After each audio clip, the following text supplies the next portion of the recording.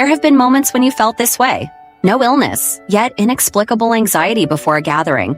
No dislike for someone, yet an urge to avoid accidental encounters. A longing to be understood, yet growing more exhausted in crowds. Many label this state as introversion, loneliness, or social awkwardness, and even pin tags on themselves like hating socializing or avoiding people entirely. But only you know the truth. You do not truly loathe humanity, nor do you deliberately reject warmth. On the contrary, human connection depletes you far more than keeping your distance. You grow quiet in the bustle, step back in crowds, go through the motions in small talk, and decline invitations. This is not coldness, not arrogance, and certainly not a lack of emotion. Quite the opposite. You feel emotions too deeply, are too easily influenced by the outside world, and are forced to pretend, compromise, and expend energy in interpersonal interactions. In the end, you only use distance to safeguard the last remaining peace and energy you have. People who dislike socializing are never lacking in social skills. Instead, the cost of socializing is simply too high for you to bear. In truth, what you hate is not people, but the emotional labor inherent in human interaction. Those who struggle with, fear, or avoid socializing share a common feeling. Interacting with others is like taking an unpaid, never-ending part-time job. You must constantly observe others' expressions, guess their thoughts, adjust your tone, rein in your emotions, and match their pace. Even a simple greeting or brief chat requires careful deliberation in your mind. For fear of saying the wrong thing, making a misstep, or upsetting someone, this invisible drain is what psychologists call emotional labor. For most people, chatting is relaxing, small talk is habitual, and socializing is a pleasant diversion. But for you, every conversation is like an exam, and every interaction is a performance.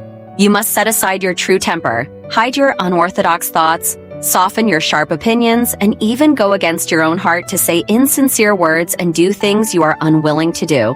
What you resent is never a specific person, but the forced roles you play, the unshakable expectations, and the endless polite pleasantries. So you are not cold, you care too much about others' feelings, fear disappointing them too acutely, and are too used to putting yourself last.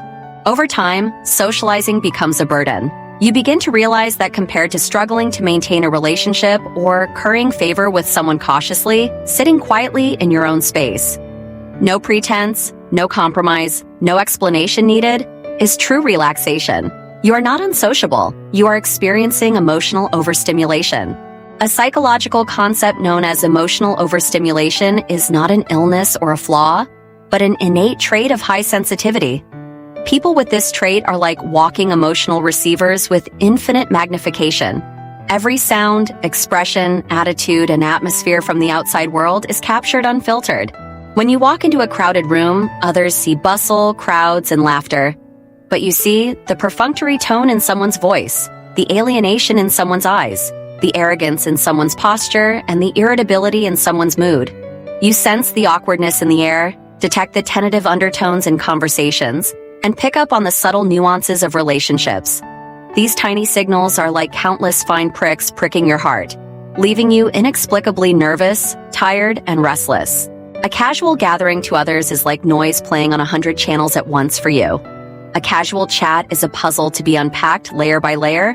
Normal socializing is an overload of stimulation beyond your tolerance. Your nerves are more delicate, your perceptions keener, and your emotions richer than most. You do not overthink out of choice, you cannot help it. You are not overly sensitive by will, you are born this way. Prolonged exposure to such stimulation drains your energy rapidly, tightens your mind to a breaking point, and gradually overwhelms your emotions. That is why you want to run, hide, and return to your own small world. This is not avoiding socializing, it is self-regulation, self-healing, and self-protection. You are not alienating others, you are using distance as a form of self